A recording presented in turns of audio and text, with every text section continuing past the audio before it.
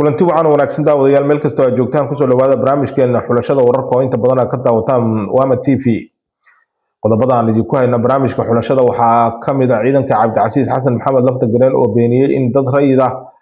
ay waxyeello ka soo gaartay hoobiyaasha ay ku garaaceen magaalada Baydhabo. ciidamada dowladda federaalka Soomaaliya ee ku sugan duleedka magaalada Baydhabo waxa ay wadaan dhaqdhaqaaqyo xooggan oo ay ku sugayaan amniga magaalada Baydhabo iyo sidii ay uga hortagi lahaayeen ciidanka Cabdicasiis Xasan Maxamed lafta gareen oo isu diyaarinaya inay magaalada Baydhabo ay ku qaadaan weeraro xooggan. ciidanka Cabdicasiis Xasan Maxamed lafta gareen oo saacadihii ugu dambeeyay ku jiray diyaar garow xooggan oo ay doonayaan inay ku weeraraan fariisimaha ciidamada dowladda federaalka Soomaaliya iyo gudaha magaalada Baydhabo. xiisadii u dhaxaysay Jimcaale Jaamac Takar iyo dowladda Puntland oo xal laga gaaray. maxaa lagu heshiiyey? waa maxay qodobada laga wada hadlay? barnaamijkeena ayaa ku daawan doontaan qaybtiisa dambe haddii ay baydmo. fadlan daawada haddaad ku cusub tahay baraha aan ku leenahay bulshada ku soo biiri channelka subscribe noo saar muuqaalka like gare oo share gare. aan ku bilownay ciidamada dowladda federaalka Soomaaliya ee ku sugan duleedka magaalada Baydhabo ayaa waxa ay tan iyo shalay gelinkii dambe magaalada Baydhabo iyo duleedkeeda ay ka wadaan dhaqdhaqaaq xooggan oo ciidamadu ay ku ilaalinayaan amniga guud ee magaalada Baydhabo oo muddooyinkii ugu dambeeyay ay ciidamada Cabdicasiis Xasan Maxamed lafta gareen ay ku soo qaadayeen weeraro joogto ah. ciidanka ayaa waxa ay u baxeen jihooyin dhowr ah oo ay kaga hortagayeen sidii ay uga hortagi lahaayeen weerarada gaadmada ah ee ay soo qaadaan ciidamada lafta gareen. ciidanka ayaa waxaa la sheegayaa in ay aadeen dhinaca fariisimaha ciidamada Cabdicasiis Xasan Maxamed lafta gareen oo ku yaala dhowr aag kuwaasi oo inta badan ay ka soo qaadaan weerarada. hase ahaatee ilaa iyo hadda lama oga in labada dhinac uu wax isku dhaca uu dhex maray iyo in kale. ciidanka Cabdicasiis Xasan Maxamed lafta gareen waxa ay beeniyeen in dad rayid ah ay wax ku noqdeen dhacdooyinkii ugu dambeeyay ee ka dhacay magaalada Baydhabo, qaasatan dhacdadii maalinka caleemasaarka ka dhacday magaalada Baydhabo ee hoobiyaasha ay ku soo garaaceen gudaha magaalada Baydhabo.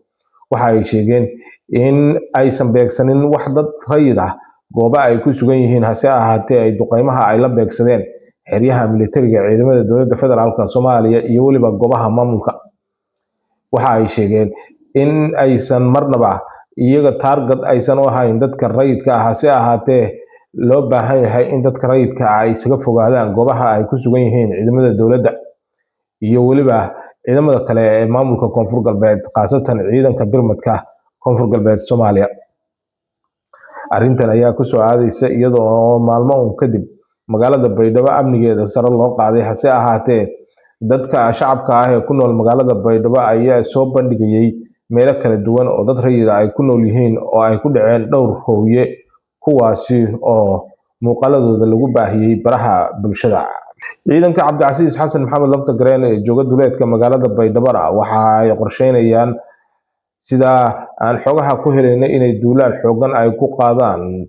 magaalada Baydhabo ee xarunta gobolka Baay iyo sidii ay gacanta ugu dhigi lahaayeen. saacadihii ugu dambeeyay waxaa la sheegayaa inay ku jireen diyaar garow xooggan oo ay ku doonayaan inay weeraro xooggan ay ku qaadaan saldhigyada ciidamada dowladda federaalka Soomaaliya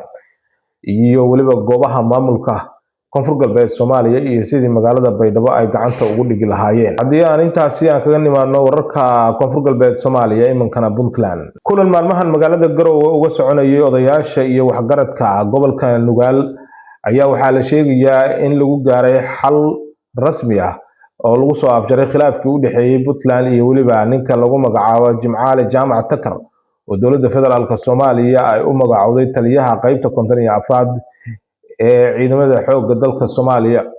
oo ku sugan magaalada Laascaanood ee xarunta gobolka Sool. kulan ka dhacay magaalada Garowe oo uu ka hadlay madaxweynihii hore ee Puntland Senator Cabdiraxmaan Maxamed Faroole oo ay ka qayb galeen wasiirka amniga iyo taliyaha ciidanka booliiska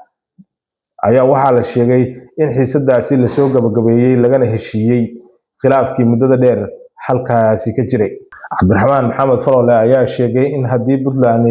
ay dhibaato ay ka dhacdo in Soomaaliya inteeda kalena aysan dhib la'aanaynin, hase ahaatee loo baahan yahay in laga wada shaqeeyo nabadda iyo amniga deegaanada Puntland. maruu arrimahaasi ka hadlayna hadalkiisii waxaa ka mid ahaa marka dowlad xamar sharci kama jirto, innaga hadda sharci ah. dowladihii kale oo gobolada dhexena waqtigii waa ka dhacay. tii koonfur galbeedna waa la jabjooga dagaal sokeeyaa ka socda diyaaradaha wax duqeynaya la sheegaya anigu runta xaqiiqa xaaladda sidaasa marka dadkeenu hayna noqon waxaan leeyahay cid kasta ama nafli ku qabtay ama hunguri ka haysay ama siciidani la dirirsanay oo la adoo bedelaysa siciidani la bedeli maayo laba sano iyo barida la gaaro nin walibana ma doonan karo sidii hore ma noqonayso madaxweyne waxaa madaxweyne doonan kara nin dhulka wax ka qabtay oo ka shaqeeyey oo lagu yaqaan oo ku ammaana hal la ogaado nin walba أنا ما دون ما عندي بدون أنا أنا يصير تاجي يلا كده رايح كاس ده كله شيء ست سنين باللوجلي هاي نور ما مش غير اللوجلي هاي نور ما درجة نروح قال اللوجلي هاي هل كفردية تنقل ستابة كبوعة فولا بدل لما شاء من قال كفردية ما شاء الدنيا ما شاء الله لكن دفع الهدى ما غير واحد خرسوا لنا يوم المهم أنت أسمعت الله داعي أنه هدي إلى هاي الموت وحان قالنا إن سدح لي قلوب oo ay la yimaadeen boqol 13 dacwad tagay baan qaadanaynaa as a base dowladana waxaan faraynaa magaciisa halka meesha aan u wadno ay qaybtooda ka soo qaatay tafaasiil ka bixin maayo hoos baan isku sheegay magala halka qaybtooda ka soo qaatay wixii dhammaan ay soo qaadeen iyagaa laga rabaa markii soo qaadaan laga rabaa hadda ma kasii howlgalo dhammaanadaa soo qaadeen inuu waxba ka qaado سواء إذا كان أمانة إذا كنت باينة إذا كان اسمه أمانة الله صوب الطلقات ليش هذا كعبين ما لكن ما هو شيء إنه مدة هرب ما يشعب كنا يصومالي ولا ليش كان نبض بال كنت جاي نبض بكرنا إدي حمام صوب وده هذا هبار نواكر على إيه حق هبار وعول له ويحب لا صوب ولا سير لا كش تصوب هبار دعنا ما نطيعنا إنك أنا ويحش دينا قوة الإحلال oo dowladnimadeena iyo systemkeena oo Soomaaliya nidaamka u dooranay federaalka in la isku raaco oo waxyeelay dastuurka 12 ah dastuurka 12 ku cayaaray wixii meel ka dhacay ilaahay jisadooda xun Allah tus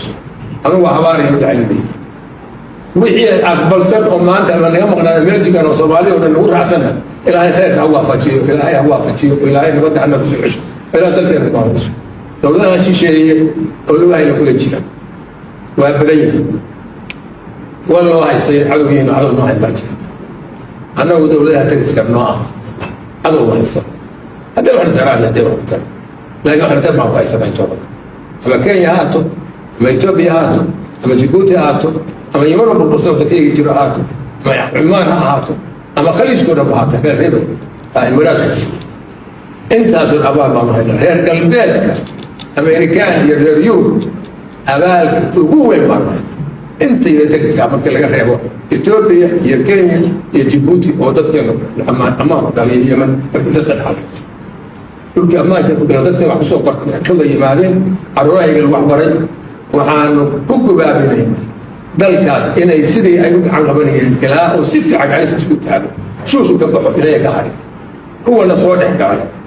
هو يقول خيرات طبيعية وصوص صارين خيرات طبيعية اللي بتقليه وأحكو هدينا نبضل نقلاش شقير من جعليس وضان ولما نحلكيس لما هذه أدربتها وحبينا قصة غير ذات وما أنت وأنت أتود معي هوتيل كأقربور كل هذه وما أنت كشقيسان اللي يقول دولة الإسلام وأنا وين وتاريخ اللي كشيران واحد وقتان علاد عن هارين ويل بالي نهاية نما نقول كذا سيد سيد نوم ولا بعد أنا أقرأ قرآن نوم أنت أنا هاي وأنا هلا كي كتير من عفين عيد والباح في كؤاد ونبتقليها هي مركز سومالي تقول لماذا يصير بعد بعضهم وأن إلهي أكبر ينا إنه الله وافجيه تقول دعينا إن إلهي أكبر ينا ونقوم أنا أقول هرمود بالوحاني waxaan markaa ku soo khatimayaa ugu dambeyntii shirkii halakan cidii sugaysay oo ama dibadda noo jidho ama gudaha joogto ama cadow ha noo ahaato ama shay ahaato inuu noqday shir nabadeed oo guul ku dhammaaday daawadayaal intaas ayaan kusoo gabagabaynaynaa barnaamijkeena xulashada wararka oo inta badan aad ka daawataan Wama TV fadlan daawada haddaad ku cusub tahay baraha aan ku leenahay bulshada ku soo biir channelka subscribe noo saar muuqaalka like gareeyo oo share gareeyo si dad badan